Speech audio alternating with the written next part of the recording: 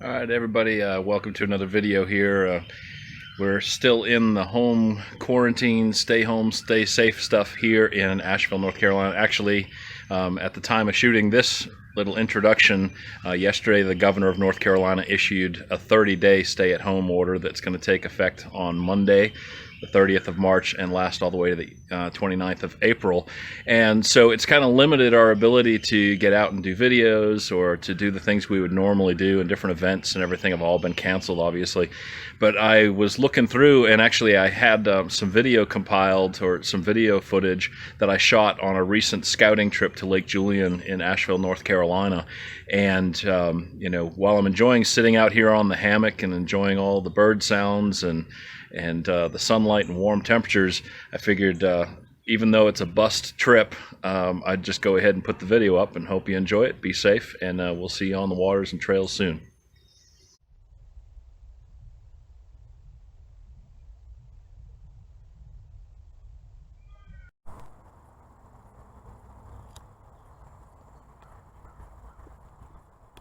Hey everybody, so I'm at Lake Julian in Arden, North Carolina, just south of Asheville today, and all the dogwood trees have been out in blossom this week, and we've had the full moon.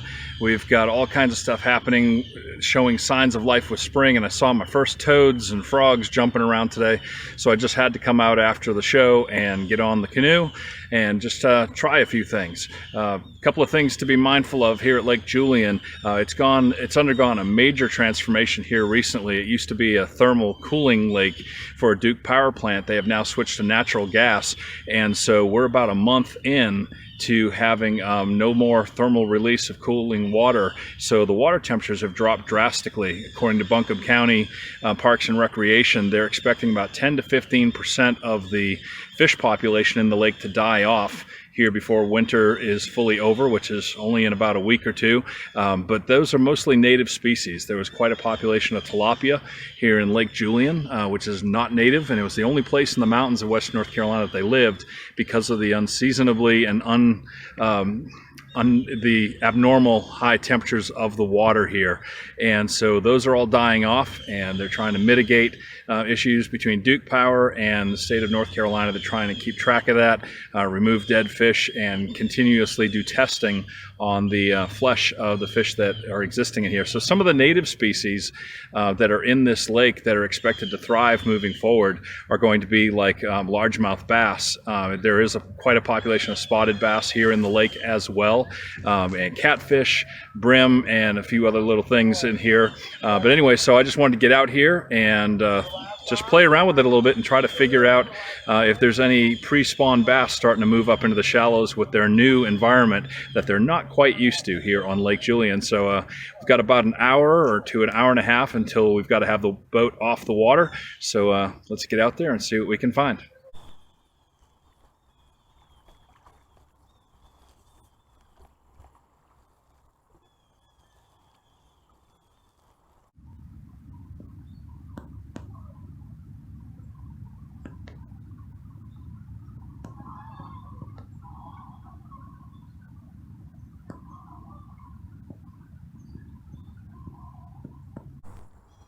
Alright, so I'll show you a little bit of what I'm rigged up with here.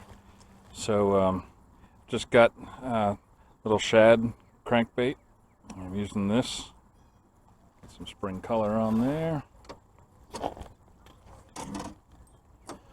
Also going, if you're going to come out to Lake Julian, the spots here are used to feeding on the little silver minnows and everything. So with a spinner, usually I've done pretty good out here in the past, so I went ahead and put a little Blue Fox size 2 spinner on here, blue and white.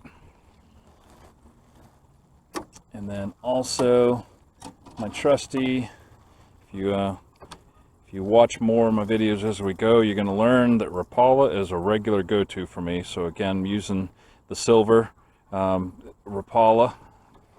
And then finally, since we are still early in the season, just in case I find any lazy ones sitting around, I want to try to go ahead and tempt them, see if I can't pull them up.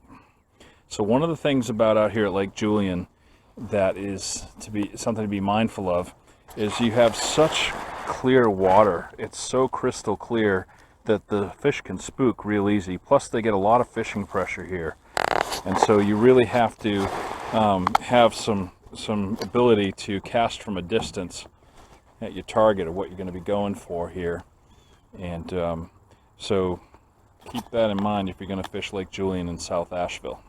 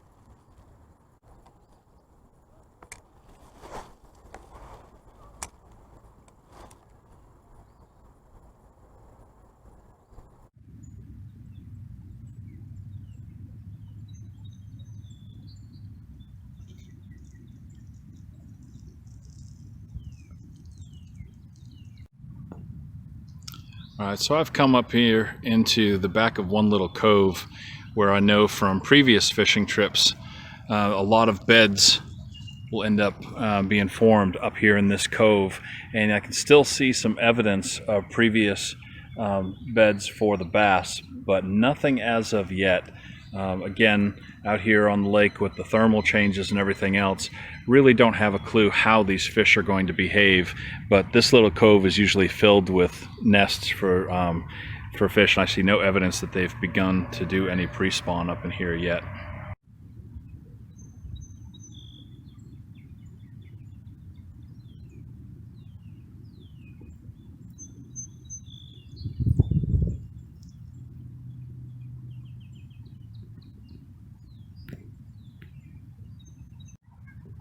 So one of the things I'm noticing as I'm out here scouting Lake Julian since the change, the conversion of the power plant, is I'm noticing some algae blooms in some of the sun-protected and wind-protected, sunny, shallow coves. And that's one of the concerns I have moving forward into summer is what's going to happen. The tilapia used to keep that under control, so we'll keep an eye on it through the year and see what happens with it. But yeah, seeing it's kind of dead sea right now. I think I'm going to move out to some of the drop-off shelves a little bit and see if I can't find some that are hanging a little bit deeper and acting more traditionally in colder water. Which, by the way, I stuck my hand in the water. It's definitely the coldest that I have felt Lake Julian in March in a long time.